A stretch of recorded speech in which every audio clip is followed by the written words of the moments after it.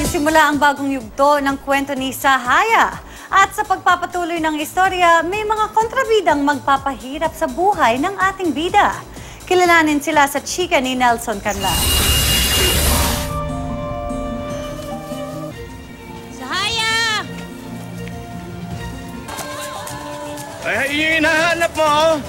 Ayun yung anak mo. Sahaya!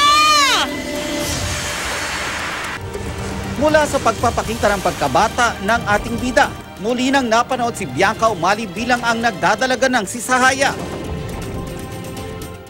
Ipinakita na rin ang nagbinata ng si Ahmad na si Miguel Tan Felix.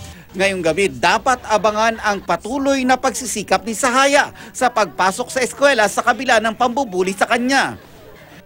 Sa pagpapatuloy ng kwento ni Sahaya, ilang kontrabida rin ang inyong makikilala. Kabilang dyan ang tinaguriang millennial kontrabida na si Ashley Ortega na gaganap bilang si Lindsay. Ayon kay Ashley, very challenging ang role kaya maingat niyang pinag-aaralan kung paano niya ito gagampanan. Yung attack ko doon is something deeper. It's more of family, kung bakit ako galit sa kanya. First time ko magkontrabida sa prime time ng GMA.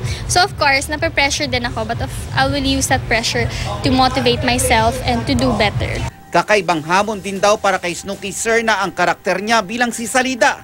Hindi raw kasi tulad ng ilang kontrabida roles na ginampanan niya dati. Suwabe lang at pailalim ang pang-aapi ni Salida.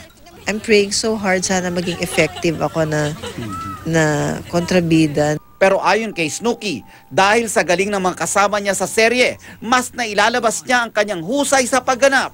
Pati raw siya ay napahanga kay Bianca. Kakaiba po itong palabas na ito at kakaibang Bianca Umali ang mapapanood ninyo dito. This is a blessing, this is a big project, it's a beautiful project and I'm just so happy to be part of it. Nelson Canlas, updated sa Showbiz Happenings.